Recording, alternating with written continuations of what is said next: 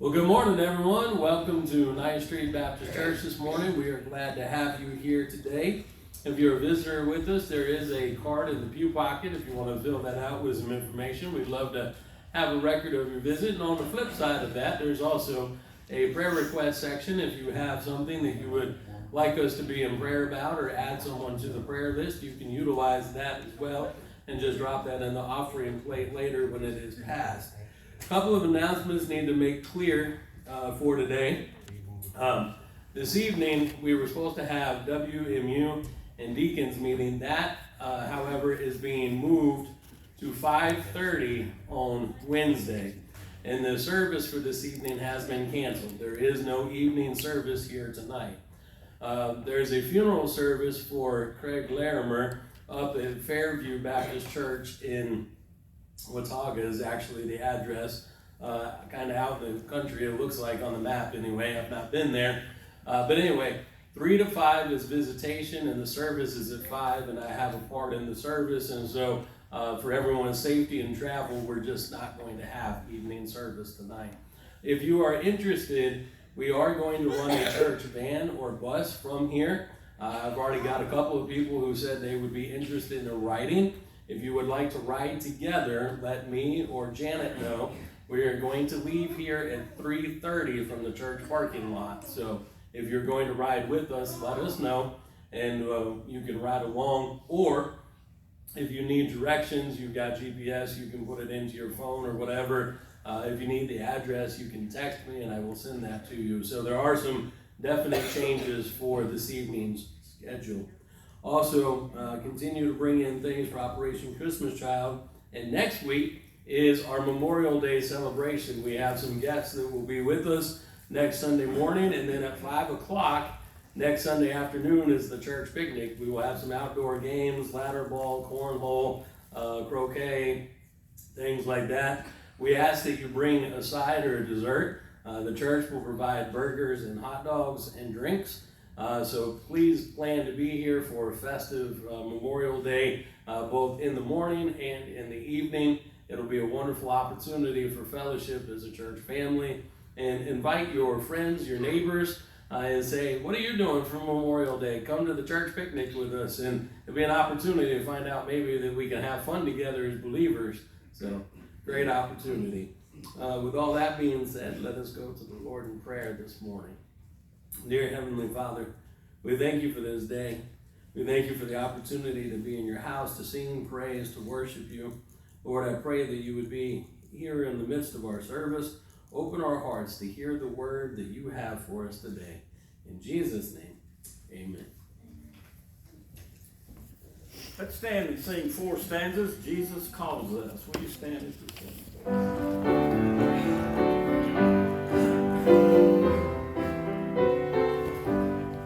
Jesus calls us o'er the tomb of our minds, our rest to see. Day by day his sweet voice soundeth, saying, Christian, follow me.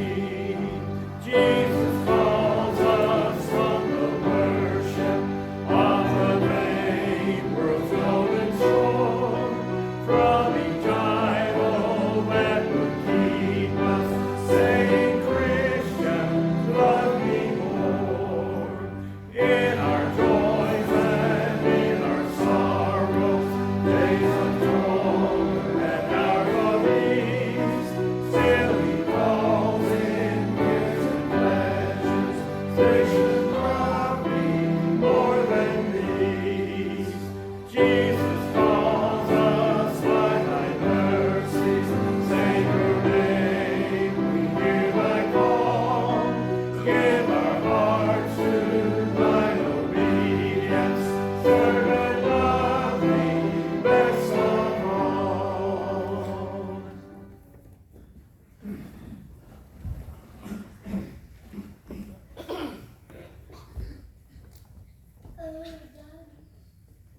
Good morning.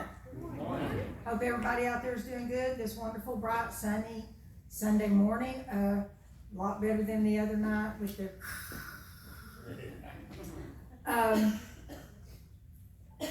We are still taking up the Mother's Day offering. We'll take it up through next Sunday, but we're at $14.80 as it says in the bulletin, which means we're $20 away from our goal. $1,480 in one Sunday missions offering. It just shows me even more evidence of just how loving and giving this church is. While we're talking about loving and giving, I personally would like to thank everybody that has been praying for the family the last couple of weeks. It was brief, it was long, but it's over. And with what he went through those last few days, I would not bring my brother back. Not at all. I know he's really my cousin, but those of you that know us know we've been brought up pretty much as brother and sister. I do have one prayer request from the family that I would like to ask you all to pray for. On Saturday, this coming Saturday, Craig's youngest son, who is going into the ministry, flies out to a mission trip in Africa. So please pray for Jason as he travels. That's an added on top of as they are going through this process of grieving. All of us have gone through grief at one point or another, and we know how hard that can be. Again, thank you for your prayers, your well wishes, your visits, phone calls, everything the past couple of weeks. I personally appreciate you guys reaching out to all of us. Thank you. Our offertory hymn is "I'll Go Where You Want Me to Go, Dear Lord," and we'll stand and sing 3 stanzas, please.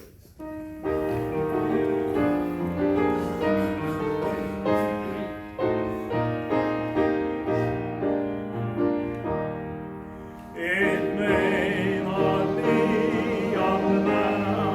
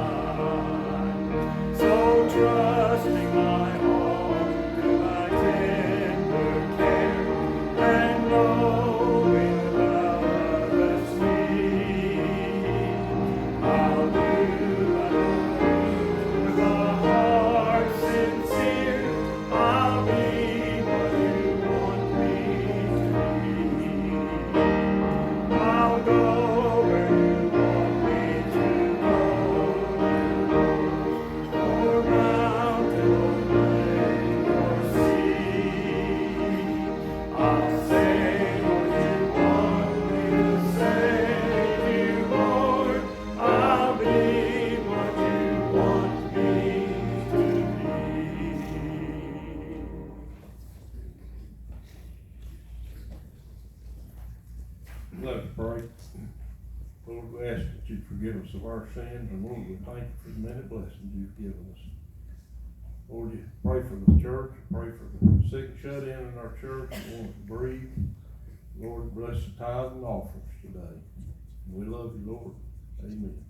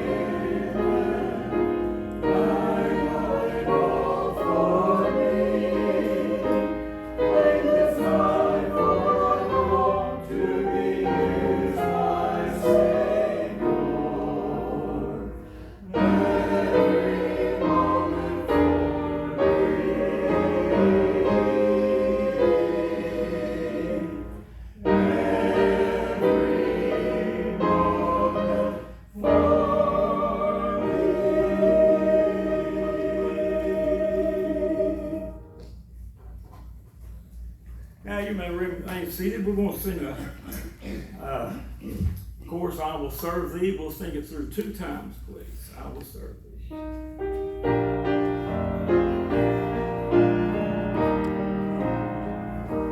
I will serve thee because I love thee. You have given life to me. I was nothing before you found me. You have given life to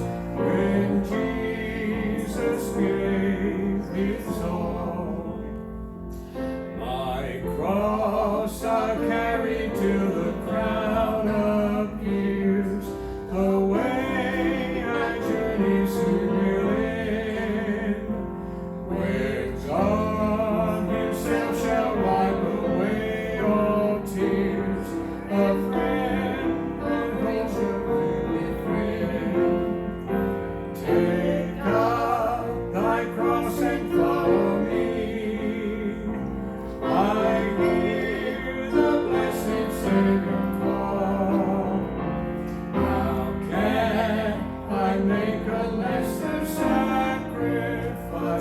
when Jesus gave his all.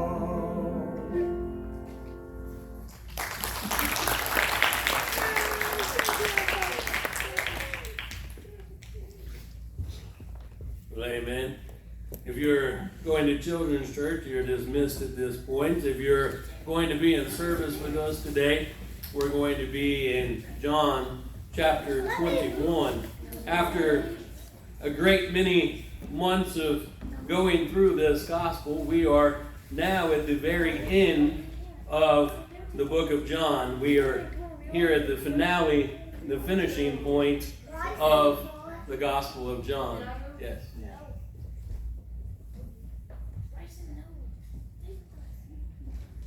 Okay, there we go. We are finishing the Gospel of John. We have been working our way through this book for quite a while, and today we're going to be looking at a passage that most of us are familiar with. You know, we took a break last week for Mother's Day and talked about Hannah's gift of Samuel to the throne, to the temple to serve in God's kingdom. Today, though, we're going to resume this conversation, and we will be looking at a conversation that takes place between Peter and Jesus. And I don't know about any of you.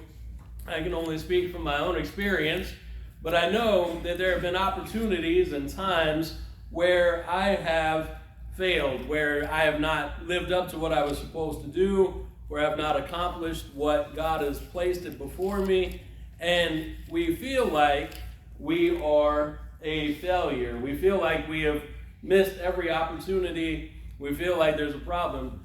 Now, if I were to say this name, for those of you that grew up around my generation and just a little before and a little after, you would know this name is synonymous with excellence.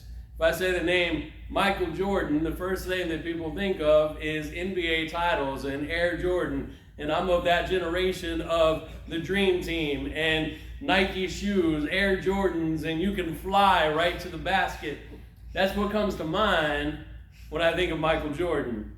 Now, when we moved to Wilmington, I didn't know this ahead of time. That's actually Michael Jordan's hometown. He grew up in Wilmington, North Carolina, and one of the ladies at our church was a lunch lady at Ogden Elementary School, which is where a very little Michael Jordan went to elementary school, and she served him his school cafeteria lunch as a little boy as he grew up. And many of you may know that when he went to the middle school there in Wilmington and tried out for the basketball team, he actually did not get selected in tryouts. And you think about that, and it's amazing, right? Because later we know he went on, he played at the University of North Carolina, went on to play with the Chicago Bulls and had a great NBA career. But at that moment, there was a feeling of failure. There was a feeling that he didn't accomplish what he wanted. I can speak again into my own life. I worked really hard my freshman year. I'd never played school soccer. I'd played recreationally. I'd never played travel ball or any of the money. I'd never been to all the clinics. But I wanted to play. And so I showed up and I busted every day, all summer. A couple hours in the morning, 2-a-days. Back in those days, they had less rules about how much you could do, right? And I worked, and I spent time, and I sweat. You know what happened when it got to cut day? My name was on the list. Thanks for coming out. We'll see you again maybe next year, right? And so what does that do? Well, it gives you an opportunity to do a couple of things. One, you can say I failed, and you can kind of wallow in it and allow that to define you. Or you can see that as an opportunity to try again, which I did because I'm hard-headed, so I did it again. And I made the junior varsity squad that next year, and I was so excited. I didn't care if I was going to sit on the bench or play. I mean, I wanted to play, but I got to be on the team. I accomplished the goal. I was excited. I was fired up. Here we have the Apostle Peter. Throughout the Gospel of John and the other Gospel stories, we know Peter is a brash guy. We see him as a sometimes shoots his mouth off a little bit. He's a large character. But then we got to the crucifixion story. And Peter is told that he will deny Jesus 3 times. And of course, Peter in typical fashion says, that's not going to happen. Not me, I'll be there. Even if everybody else leaves you, I'm never going to go nowhere. When they come to arrest Jesus in the garden, Peter pulls his sword. He says, I'm ready to rumble. Let's go, Lord. Let me at him. He swings. He cuts the ear off of the high priest's servant. And Jesus reaches down and picks up the ear and heals that man. It's another miracle. And he tells Peter, what? What does he tell him there? Put that thing away. You ever notice?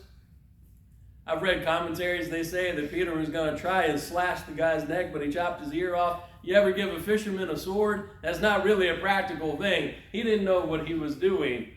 And Jesus tells you, I don't want you to get hurt. I want you to put that away. As the night wears on, Jesus goes through the trials. Peter finds himself warming himself by the fire, where he is confronted by a servant girl that says, aren't you one of the ones that follow Jesus? Nope, not me. You got me confused. It's not me. The second time he's confronted, aren't you one of the followers? Nope, not me. You got me. Excuse me, sorry. You've got me confused with somebody else. And anyway, third time comes, and again he denies knowing Jesus. How many times did Jesus say he was going to deny him? 3. How many times does he deny him that night? 3. Then the rooster crows, and the Bible tells us Peter hung his head in shame, and he wept. Jesus has come back to life. They've seen him die. They've seen him come back to life. They've met with him on multiple occasions. Thomas has said, I won't believe unless I can place my hands in your wounds. And Jesus shows up and says, go ahead and do that. A couple weeks ago, we talked about they were fishing, and Jesus made them breakfast. And this is where we pick up today, is following that. Failure is not what defines us. Many people give up on themselves when they fall short and make mistakes, and you can't really make any more than what Peter did that night, denying Jesus. But restoration is what Jesus is all about. Stand with me, if you will, as we read from John chapter 21, verses 15 through 23. When they had eaten breakfast, Jesus asked Simon Peter, Simon, son of John, do you love me more than these? Yes, Lord, he said to him, you know that I love you. Feed my lambs, he told him. A second time, he asked him, Simon, son of John, do you love me?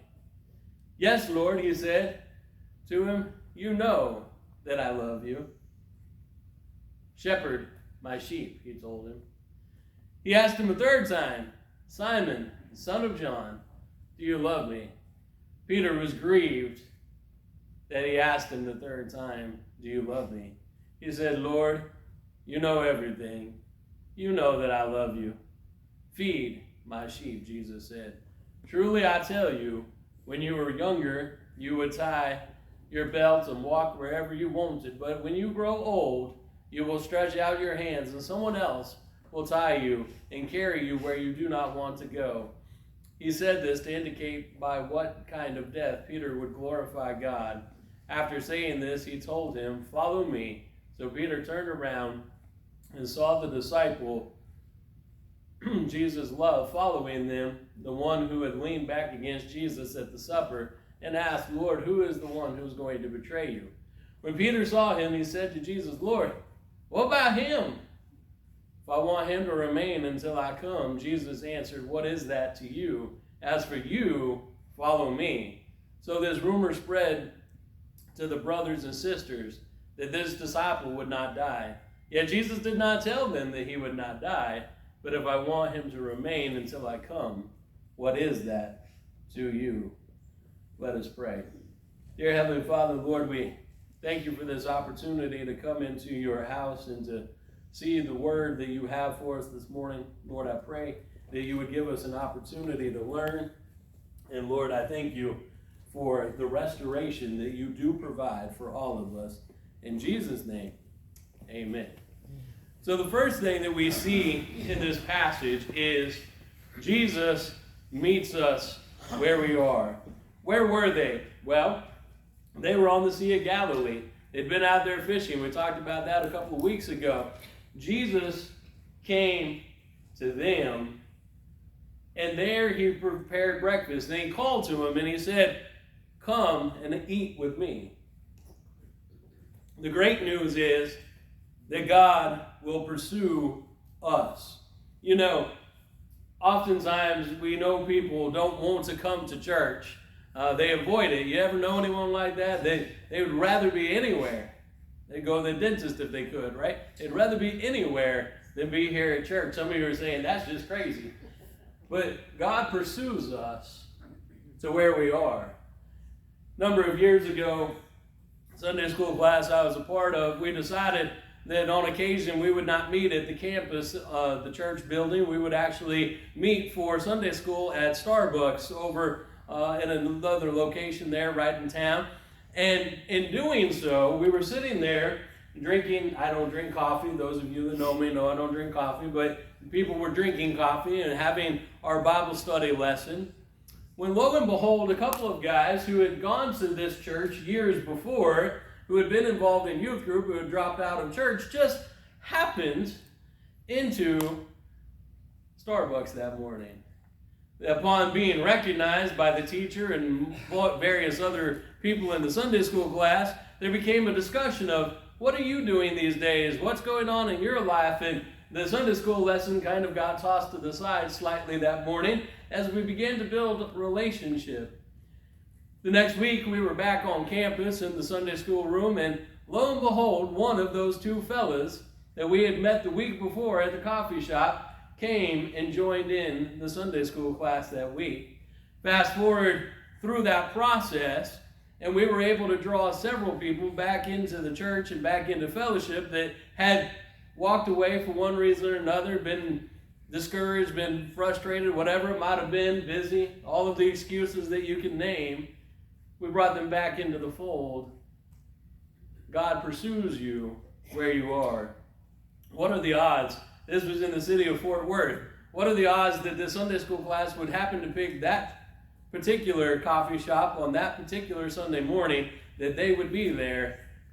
Well, you say, I don't know. They probably go there every week, and it's kind of close to the neighborhood, so maybe the odds are good. I don't know, but I'll tell you, I don't believe in coincidences. God put us there for a reason, and that reason was to reconnect those people into the fellowship. God pursues us where we are. The Bible actually teaches that that is why God sent Jesus to pursue us, humanity, where we are. He lived here on the earth. He lived a perfect life. He relates to every temptation. He relates to every feeling. He was tired. He was hungry. I'm sure he got irritated. We know that he joked and laughed with his disciples. He experiences the range of emotion that we do, yet he was perfect in that. He meets us in familiar places. He comes and he finds them fishing. If you go back to the beginning of the Gospels, where did Jesus run across James and John and Peter and Andrew? They were fishermen. Where did he meet them the first time? Fishing on the sea. Where does he meet them this time? In a familiar place, fishing on the sea. Jesus knows where we spend our time. Jesus knows where we like to be. And because of that, he meets us in familiar places. And it may not be places that we expect.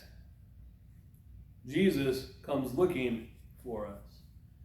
You ever remember playing that game as a kid, hide and seek?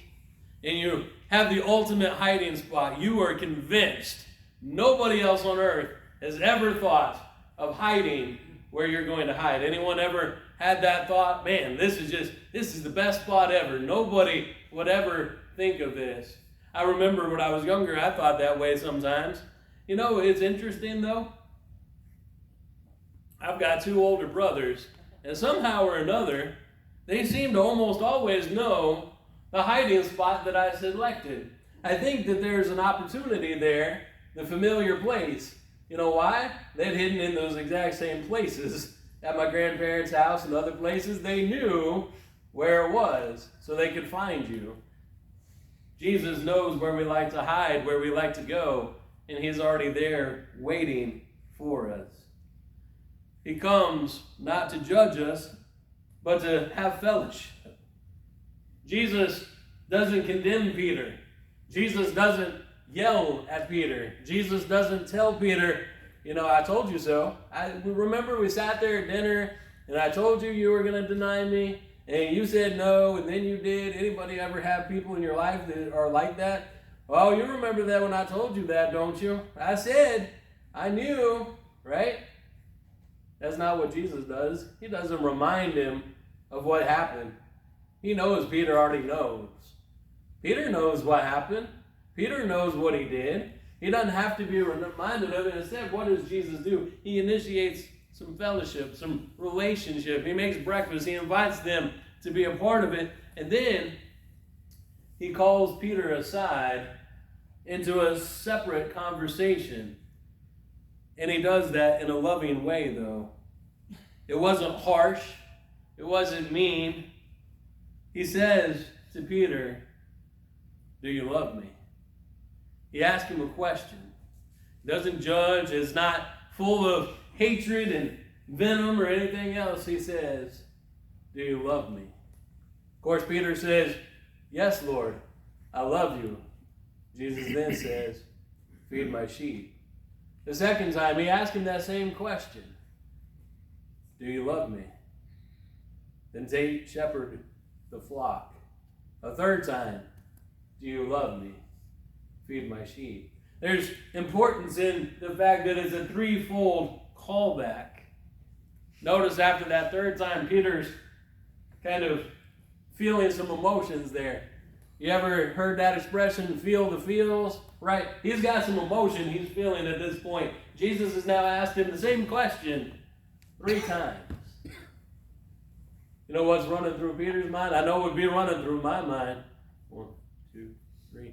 It's not 3 strikes, you're out at the old ball game. It's, man, I blew it 3 times. That would be running through my mind. I denied him. Jesus lovingly calls him and he invites him here.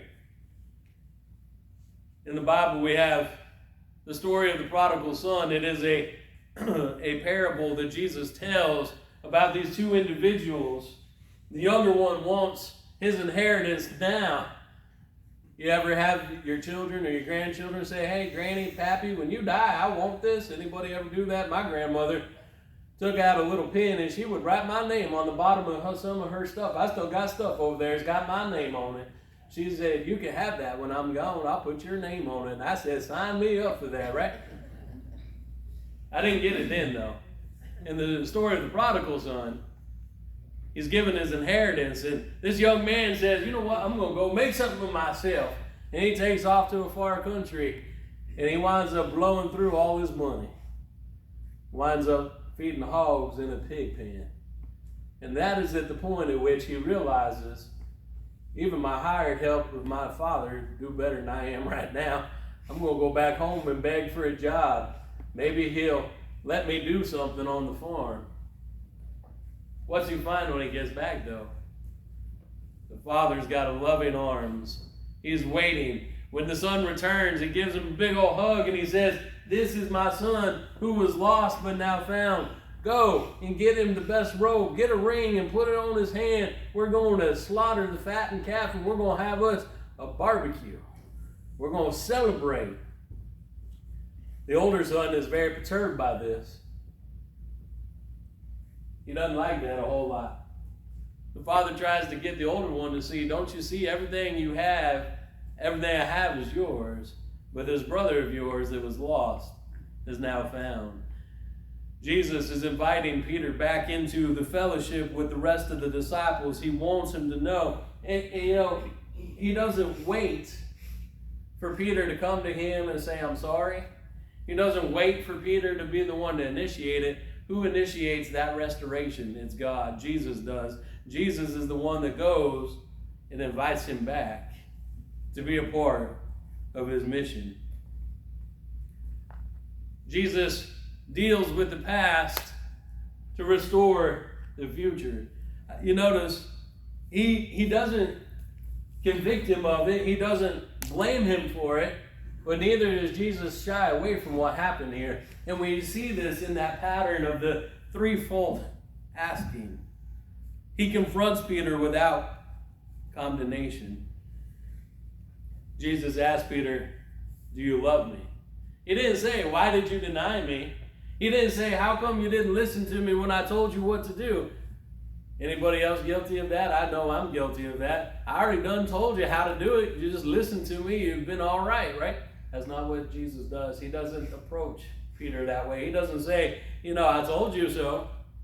I knew you were going to blow it, and I told you. What's he say? He says, do you love me?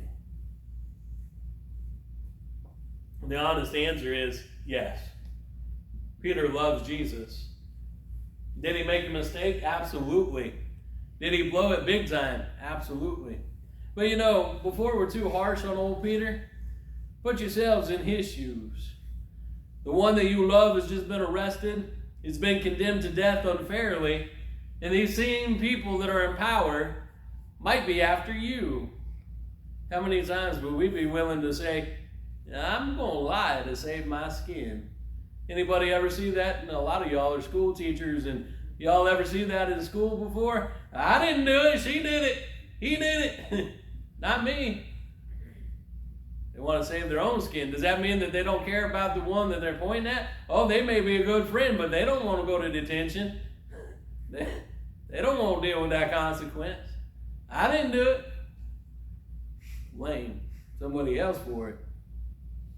The repetition has to hurt, but it also brings about healing. He asked him 3 times. That last time, it says that Peter was a little bit choked up about it. He's hard.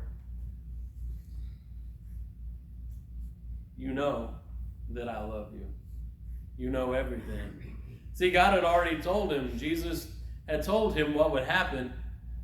And he recognizes Jesus as God and the Messiah that he already knows.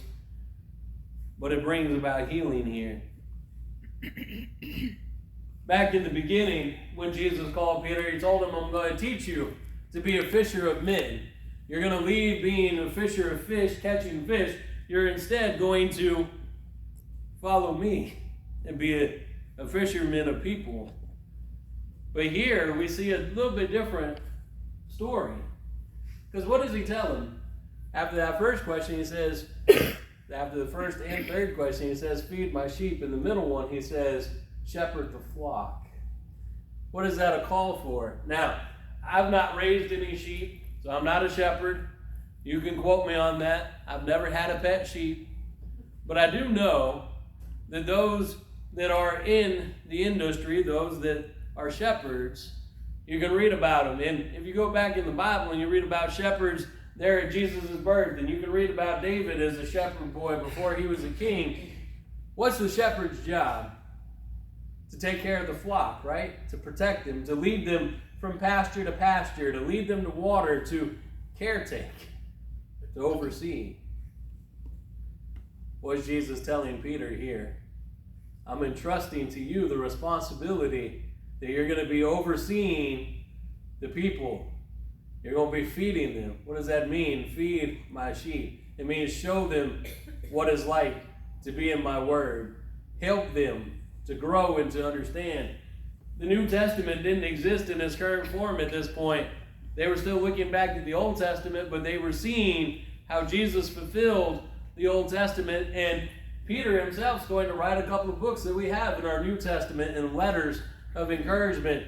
Peter's going to preach on the day of Pentecost, and people are going to give their lives to following Jesus. Peter is being entrusted here as a pastor. That's what we really see here. He's telling Peter, hey, you're going to love the flock. You're going to feed them, take care of them. We see biblical examples of this as well. Many of us are familiar with King David. Jesus was familiar with King David. But in King David's story, right, he begins as a shepherd boy. He's humble. Most of us know the story of David and Goliath, right? The slingshot took down the giant. Later, he becomes king of Israel. He's got everything that he wants. But what's he do while he has everything that he wants? He desires something that belongs to somebody else. And what's he do? He takes that. He has an affair. Then he doesn't want to own up to it, so he tries to get the husband to be intimate with his wife so that it can cover up his infidelity. That doesn't work.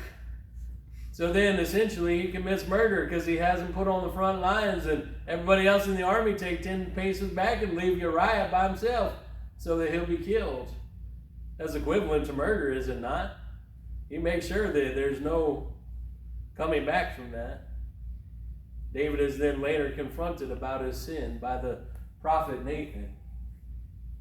Does David lose the throne? Does God say, you know what, I'm through with you, David?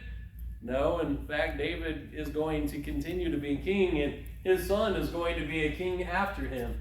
There's restoration. But what does David do? He breaks down and weeps. He gets right before the Lord.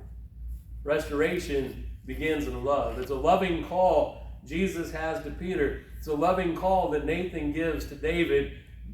May not have been what he liked to hear, but the call is, get your life right with God. This is the call that we all want to hear. He's given a new purpose and a vision. He doesn't just forgive Peter. We always hear that expression, right? Forgive and forget. Jesus doesn't forgive and forget. What does he do? He forgives Peter, but he gives him responsibility. He gives him a purpose. He gives him a job to do. No, the great thing is, even when we bloat in God's kingdom, God forgives us, but he doesn't just forgive us. He can restore us, to use him, to be used of him in the future. When you miss that opportunity to witness that God has given you, when you lose your temper and you say something angry to your kid, when you do something and you mess up, God doesn't say, well, you know what, I'm done with you. Instead, he says, come back to me. Repent of what you've done, and I'll give you a purpose. Jesus gives very clear purpose for the future. Feed my lambs. Feed my sheep. Peter's new focus is going to be on people instead of fish. Jesus had told him to be a fisher of men, that he would catch men. That means that he's going to share the gospel with them. But now he's not only going to do that, he's going to shepherd them. That means he's going to be a leader, a teacher, an encourager. He's got a new purpose. Follow me again. But he also tells Peter something else. He says, remember when you were a young man and you dressed yourself and you went everywhere you wanted to? There's coming a day when someone else will dress you and you will stretch out your arms.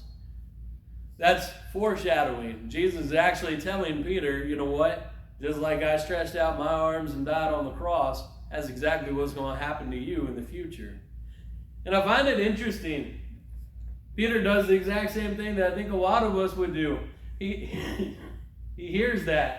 He understands what Jesus is saying. I'm going to be crucified. And he sees somebody else following behind him. Hey, what about that guy? What's going to happen to him? What about that guy? Jesus says, what's that to you? How many of y'all ever been told that? It's none of your business. Mind your own beeswax, all of those sorts of things. Jesus has just told Peter, you're going to die for your faith. Oh yeah, what about that guy? What's going to happen to him? What's it to you if he's going to stay until I come back, or what happens to him? Doesn't matter to you about him. I'm talking to you. That's harsh, right? No, that's loving and kind. He wants Peter to focus in. This is a you and me sort of thing, not a you, me, and Bob sort of thing. Of course, then it gets taken out of proportion and people say, oh, Jesus said that guy's not going to die. And there's a correction listed right here in the scripture to combat that rumor. Jesus never said he wasn't going to die. He just said, what's it to you if he stays? He was actually telling Peter, mind your own business. Worry about what I'm telling you. He gave clarity to Peter's end. Peter would ultimately go on to give his life in martyrdom. He was crucified. And his church tradition tells us he was actually crucified upside down. because he didn't find himself worthy enough to be crucified in the same manner as Jesus. Jesus here gives him a point to his future, but he reiterates the original call, which is, follow me. Or in this case, follow me again. The story of Jonah in the Old Testament. Jonah is a prophet of God, and he gets a call that he's supposed to go to Nineveh and preach, and he promptly does the exact opposite. He goes down to Tarsus, and he gets on a ship bound for Joppa. He says, I'm not going to go preach in Nineveh. Anyone remember what happened to old Jonah? He's on that boat. What happens to the boat? It's in a big old storm. People want to know who's responsible. Jonah says, it's me. He convinces them to throw him overboard, and he is swallowed by a fish. Jonah spends 3 days in the belly of the fish, and he cries out to the Lord, and after those 3 days, he's spit out on the shore by that animal right there. And some of y'all are visualizing what that smells like, right? It's probably not a wonderful picture. You know what he does then? He does what he's supposed to do he does what he was supposed to do in the beginning. Follow me again. I'm going to give you another chance, Jonah. I told you what to do and you disobeyed me. Now I'm going to give you another shot. Any of y'all ever had that happen with your parents? Or maybe as parents you did that with your kids? I told you what to do. You didn't follow those instructions. There's a consequence for it. Now I'm going to give you another shot. We're going to try again and see what happens. Any of y'all ever experienced that before? That's what a loving parent does. That's what God is to us. He doesn't say, you know what, you blew it, it's over, you're out, that's the end. Instead he says, you know what, there's some consequences from that. You're going to learn from it. But now I'm going to give you another shot to do it again. Follow me, and I'll lead you. Love covers a multitude of sins and failures. Grace, an acronym, God's richness at Christ's expense. See, grace and love are mixed together here.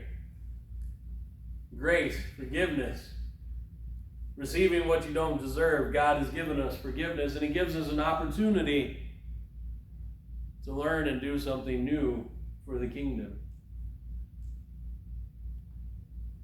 Peter still loved Jesus this whole time. And in fact, you could argue that coming back the second time, Peter's actually a better follower of Christ than he was originally.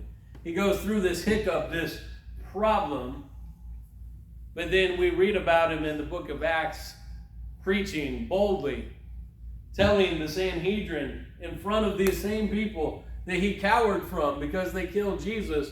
And just a few short months later, he's going to be in front of that same group in the Sanhedrin, and he's going to say, you know what? I don't care what you all do to me. I believe in Jesus is the Messiah. That's bold. He goes from a guy who's afraid of what's going to happen to a man of conviction that says, I don't care what you do to me. I'm going to follow Jesus. What causes that transition? Well, he still loved Jesus. Jesus restored him, gave him a purpose and a vision, and he's connected. Love rekindles the zeal and the purpose, the passion, brings him back stronger than he was to begin with. Love covers a multitude of heart, and grace flows from that heart that desires to follow God. It also motivates lasting service. See, all of the disciples are going to face a lot of difficulties. Almost all of them are going to be martyred for their faith within a relatively short time of Jesus' life. You know what's amazing though? Not a single one recanted of anything they said. They stood firm. They said, yes, Jesus is the Messiah. Yes, he came. He was born of a virgin. He lived a sinless life. He died on the cross. He came back to life, and that was to pay your penalty of sin and bring you salvation. Leaders tried to say, no, that's not right. They said, yes, it is. And I don't care what you do to me. I'm going to stand firm. And they did. Think about others that had encountered Jesus. Think about your own life when you've encountered Jesus. A lot of us have messes in our past, broken relationships, family issues, drama, whatever it is. Jesus found us in a familiar place. He found us where he was, where we were. He said, follow us. And then some of us have blown it. I dare say all of us have blown it along that journey of following him. But just like he come to Peter, he'll come to you and say, follow me again. Are you willing to humble yourself, ask for forgiveness, and be used of the Lord? See, it motivates lasting change in service. No matter how bad you've fallen or how far you think you've gone, Jesus isn't done with you. He came to restore. He gives us forgiveness, restoration, not rejection. And he can reinstate those that have fallen away and put them back into the path of destiny. Peter's story proves that failure is not the final when Jesus is involved. If you humble yourself and come back to him, he wants to use you. If you're here today and you've never accepted Jesus for the first time, I invite you to do that today. But if you're here today and you say, you know what, I've made a mistake, I've done something along the way, and I'm just not close like I once was, come and ask him. He'll restore you. He'll bring healing to your life. Your mistake does not define you. Your love for Jesus and what he means to you is what defines you. We're going to say a prayer and we're going to sing and we'll have an opportunity to respond. Maybe you want to join the church, come down front and let me know. Maybe you want to have salvation, come down and let me know. Maybe you want to just pray where you are. Maybe you need to come to the altar. Maybe you just need to stay where you are and praise the Lord and say, thank you, Lord, for giving me a restoration in my life. I am so unworthy, but I am so thankful. Whatever it is that God leads you and however to respond, this is our opportunity. Let us pray. Dear Heavenly Father, Lord, we come to you today and we humble ourselves. And Father, we pray that you would help us to be bold in our witness for you, Father, to say we are standing firm on your word.